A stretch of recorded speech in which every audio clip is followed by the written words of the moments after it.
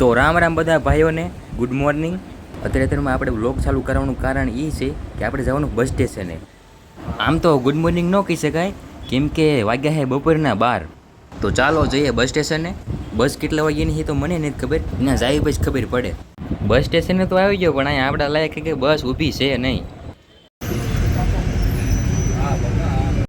ચોટીલાને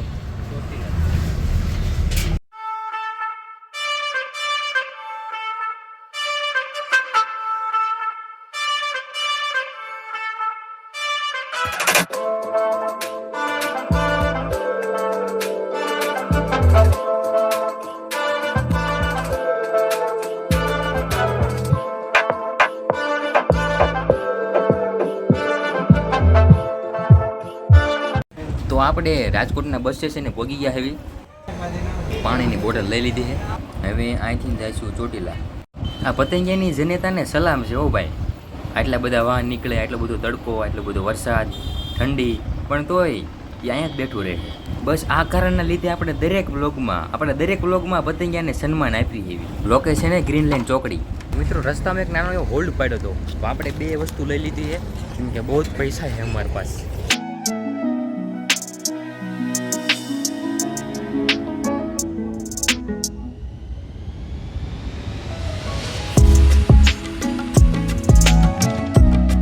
finally આપણું Chotila landing થઈ ગયું છે. હવે પૂછતા ઓલા ડેપોમાં કે આપણા ગામ બાજુ જે બસ જાય છે એ કેટલા વાગે આવશે.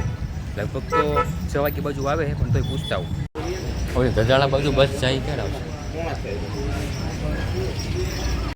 ત્યાં ઉપર છેક જવાનો મોકો તો આપણને નહીં મળે, તો તમે દૂરથી જ દર્શન કરી લો. તો આપણો ભાઈબંધ આપણને ભાળી ગયો, આપણે બહુ જૂનો મિત્ર, જૂનો ને જાણીતો. તો એ ભાળી ગયો તો મને રહી ગયા ઘડીક મળવા. ઓકે ભાઈ. બસ તો આપણી બહુ મોડી આવી એવું હતું, અને આપણે ટાઈમ કાઢવાનો હોય એટલે અમે નીકળી ગયા એવી ચોટીલાની ગલીઓમાં ભાટકવા.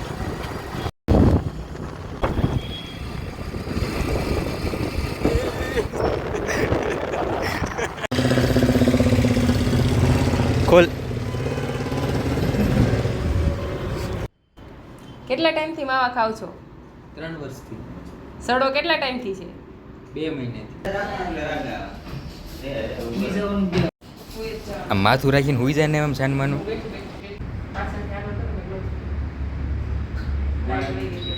હરખે કરજો હો પાછા.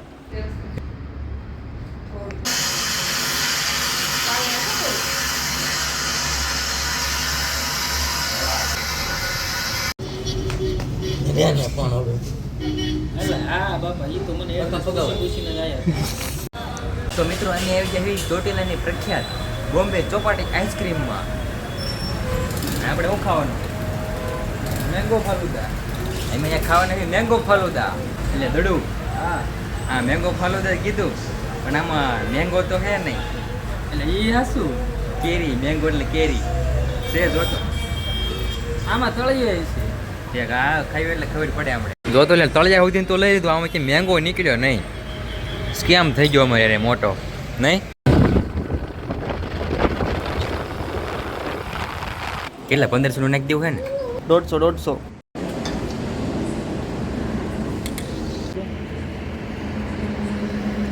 તો ફાઇનલી આપણે ઘરે પહોંચી ગયા હેવી, અને આ ભાઈબંધ આપણને ચોટીલાથી અહીંયા છે મૂકવા આવ્યા. થેન્ક યુ ભાઈ એ બાબતે.